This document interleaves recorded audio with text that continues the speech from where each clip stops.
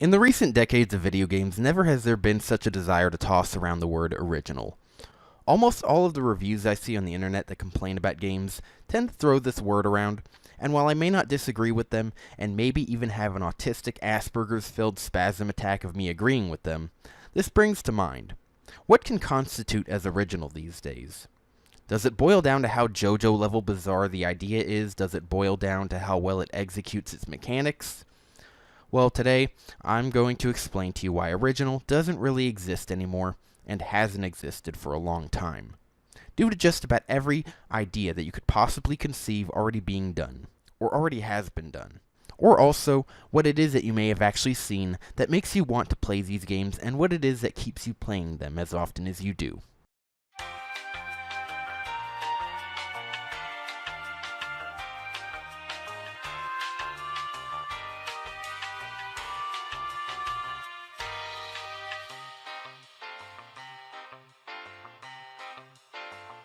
So in games, we always look for that kicker, that one thing that always, slaps us in the nuts, rubs our clits with sandpaper, or just overall jiggles our brains and gets us interested.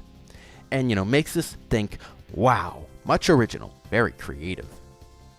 Sometimes we really do stupidly claim, though, that we hardly see the idea presented to us, despite the more likely possibility that you just got done playing several games that were just like that. Maybe even just like a few months ago, not even a year ago. Like a few months ago. But is it really the game being unique that caught your eye, or is it more so your brain just being attracted to any game that meets your fancy, which many times your fancy isn't all that impressive to begin with? Much like how men and women just naturally by nature want to fuck what they love, which is why we see so many cheatings going on, people just like to play games that happen to be certain genres. It's like cheating on one game for another game of the same genre.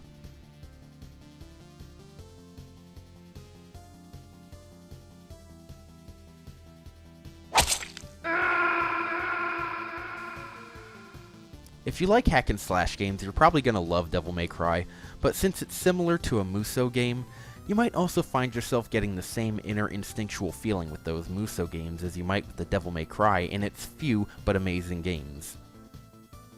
Now whether you walk away having the same experience isn't determined, just like how a man might fuck two different chicks, but have two different opinions on the experiences. What I mean is that while you may walk away overall enjoying the experience of one Musou game, you might walk away, and probably never bother touching that one specific Musou game out of the many ever again. But you may find yourself returning to Devil May Cry 3 almost as often as you return to your bathroom to choke the chicken. This is more so determined by personality. While a game overall has the same structure that appeals to you, it might lack personality. While a game like Knights of Azure might be like a hack and slash with RPG elements added for more structure, it might lack the personality of something like Devil May Cry or Metal Gear Rising. While Knights of Azure has Yuri subtext elements, monster collecting, and hot girls that are basically the equivalent of bisexual porn stars playing lesbian roles in an X-video porn, considering the amount of, artwork that's like them looking at you rather than looking at each other. And as in artwork, I mean official artwork, it might just not meet up to the kinds of personalities of other games that truly keep people playing them, simply because of how fun the game is, and what may or may not make it unique. In Devil May Cry 3's case, while it had all the hack and slash elements, it had a lot more to offer than many of the games before it. While you can do the typical weapon combos, you also have the ability to change combos mid-combo. A perfect example of how amazing this game can look, and to show off its personality, is the many videos by the Devil May Cry Devil May Cry YouTuber, Donguri. Not only does he have the ability to string extremely advanced combos more easily than Obama can string a meme together, but he does so on the hardest difficulties, which not only makes it harder, but it makes everything look even more amazing when you and your opponent as well are fighting the greatest fight you've ever seen on a video game. In Devil May Cry 3's case, you also don't just have a combo meter, but what's called a style meter, which has all kinds of odd ways of telling you what kind of combo level you're on. As well, you have taunts, which can change, and get more interesting the higher your combos are. The higher your combos are, the more in-game currency you have for upgrading your abilities to make yourself look even better. You upgrade your abilities so that you can string better combos.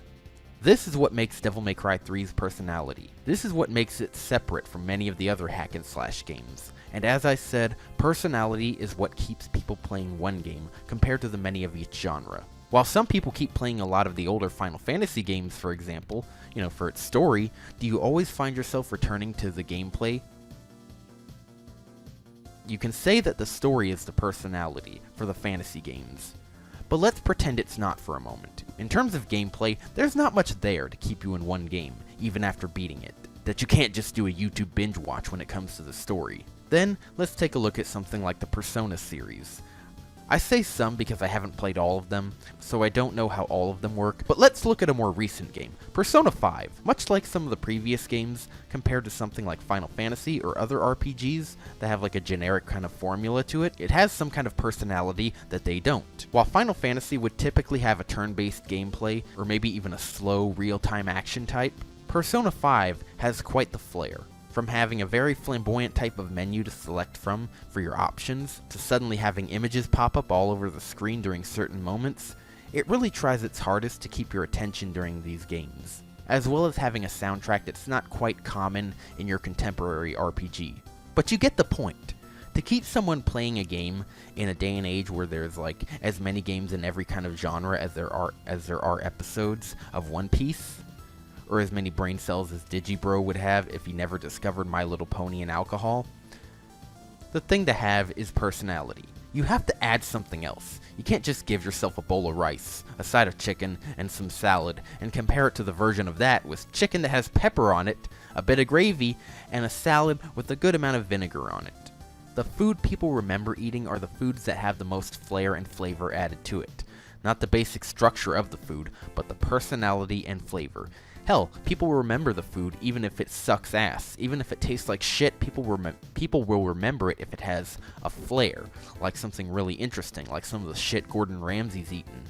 The same is for games. You can make a game, but can you really add to keep people's attention? Yes, but it takes more than just adding in more structure, such as romance, which everyone has probably added to any game, or things like adding in something that just looks cool depending on the game. If it's already kind of boring gameplay-wise, like turn-based RPGs, then adding in a simple touch of aesthetics can do wonders to keep it memorable. If it's something like hack and slash, it will probably require a bigger touch, such as changing up how you do different combos, how the in-game currency and combo meter are reliant on your ability to change combos at any time, and the soundtrack too, which Devil May Cry 3 has a great soundtrack. And for one final example before I end this video, look at Dokkan Battle, the mobile phone game for the Dragon Ball franchise. While it is a gacha game like Fate Grand Order and other such titles, it's extremely well put together, when compared to others. Rather than just summoning cards by pulling and having some cards appear in like a flash of light, you have Goku launching a Kamehameha at a meteor, taken from a scene in the opening movie of a Budokai Tenkaichi game, and your cards basically popping out of the shattered meteor. Another thing is that you get your cards revealed to you through a scouter, not reading its power level, but reading its rarity level, going all the way up to SSR, which is the equivalent of a 4-star in Fate Grand Order. Not only that, but its gameplay is more changed up, and not just a simple turn-based strategy game like, Fate Grand Order. You select a row of colored orbs corresponding to the character type, ranging from Agility Blue, Intelligence Purple, Strength Red, Physical Yellow, and Technique Green. They kind of act like the types in Pokemon, and if you select the wrong row, well, you may have just fucked up your chances of winning a fight. Not only that, but it has a huge selection of incredible soundtracks to support the very powerful gameplay, which requires you to select enough orbs to reach a high enough key to do an incredibly powerful looking super attack, which is usually very faithful, majority of the times, to the actual attacks used by the characters. And finally, it's the system, the rarity system, or the rank system, whichever one you want to call it. While other games have up to say 5 ranks to evolve through, Dokkan Battle has 7 ranks, ranging from a 1-star normal, 2-star rare, 3-star super rare, 4-star super rare, 5-star ultra or uber rare, 6-star transcended ultra rare or TUR, which adds 20 extra levels to the max level of 100 for any natural SSR that reaches the UR status, and what's called legendary rare. The only thing that really can fuck up my enjoyment, of course, is the retarded grind level. You know, to reach LR. Like, there's only a few LR potential cards in existence that can reach that legendary status, which requires you to use awakening medals, and LR, well, they need 777 from missions that you normally can only yield like 7 per battle from. And these bosses that you get these medals from can be fucking annoyingly tough as shit. Some of the hardest fights I've ever had to do in a video game. But with that, I conclude this video, because I said so. If you liked it, be sure to subscribe to see more stuff like this, eventually. I say eventually because I'm a lazy fuck, and also I do what I want. If I feel like live streaming, I do that. If I feel like making a gameplay video of me talking with edits and memes, I do that. If I feel like making a cherry pie and shoving it up a stuffed horse's ass, I'll do that. If I feel like it, which I probably won't. Oh, hell!